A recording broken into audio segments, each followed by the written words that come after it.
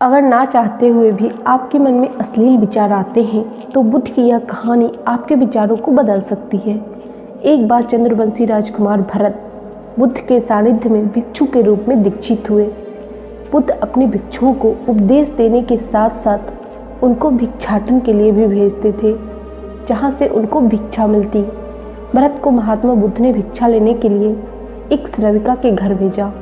भरत रास्ते में चलते हुए सोच रहे थे, ना जाने अब खाने को क्या मिलेगा।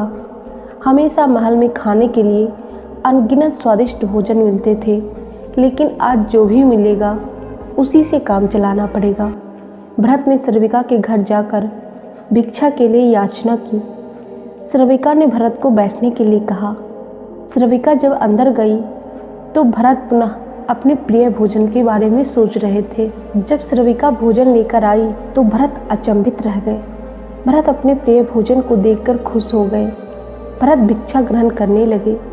भिक्षा ग्रहण करते हुए भरत सोचने लगे, उनको हमेशा खाने के बाद कुछ विश्राम करने की आदत है, लेकिन आज उन्हें यहाँ से खाना ग्रहण करने के बाद धूप से होकर वापस आश्रम पहुँचना है। भोजन हो जाने पर श्रविका ने भरत को कुछ समय विश्राम करने के लिए आग्रह किया। भरत पुनः खुश हो गए। सारी इच्छाओं की पूर्ति होते देख भरत उसको एक संयोग मानकर कुछ देर के लिए लेट गए। लेटते हुए भरत सोचने लगे कि आज तो सोने को मिल गया, लेकिन मेरे सर पर से हमेशा के लिए छत का साया मिट गया। जब भरत पुनः सोकर उठे तो श्रविका ने कहा, आपको जब तक यहाँ रहना है आप यहाँ रह सकते हैं। अब भरत समझ गए कि ये कोई संयोग नहीं, श्रविका जरूर मेरा मन पढ़ रही है। भरत खड़े हुए। भरत ने श्रविका से पूछा, मुझे क्षमा कीजिए, पर क्या आप मेरा मन पढ़ सकती हैं? आप यह सब कैसे कर लेती हैं? श्रविका ने कहा, शुरू में तो मेरे लिए कठिन था, लेकिन मैंने खुद के विचारों को देखना शुरू किया।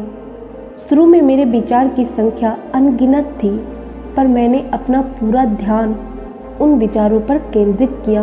मैंने बिना पक्ष विपक्ष के अपने विचारों को देखना जारी रखा। धीरे धीरे मेरे विचारों की संख्या कम होती गई। मेरे सारे व्यर्थ विचार दूर होते गए और फिर तब से मैं दूसरों के विचार को पढ़ लेती हूँ। यह सब सुनकर भरत घबरा गए। भरत ने श्रविका से आज्ञा ली और वहाँ से निकल पड़े।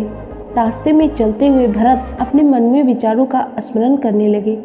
भरत के मन में श्रविका के बारे में अश्लील विचार आए। श्रविका ने भरत के बारे में क्या सोचा होगा?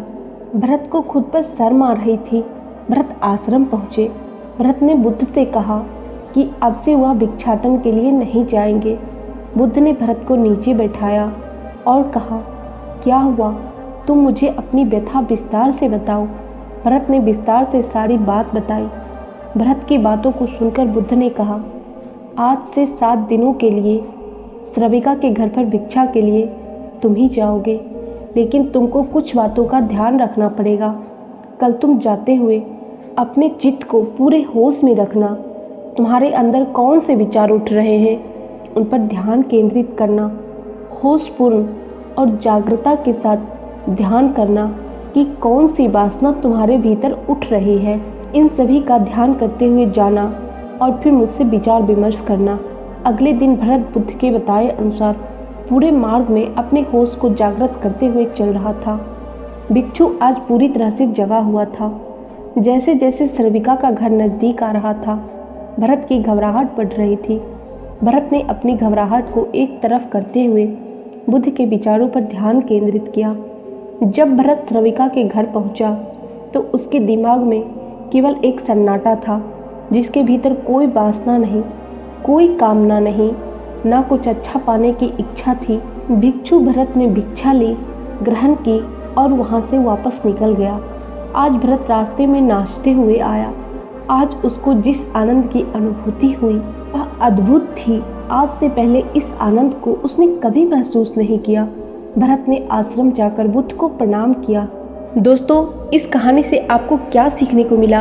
अपनी राय हमें कमेंट बॉक्स में ज़रूर शेयर करें और इसी तरह के मोटिवेशनल और इंस्पिरेशनल वीडियो देखने के लिए हमारे चैनल को सब्सक्राइब करके बेल आइकन ज़रूर प्रेस कर लें। आज के वीडियो में इतना ही। मिलते हैं नेक्स्ट वीडियो में। तब तक के लिए धन्यवाद।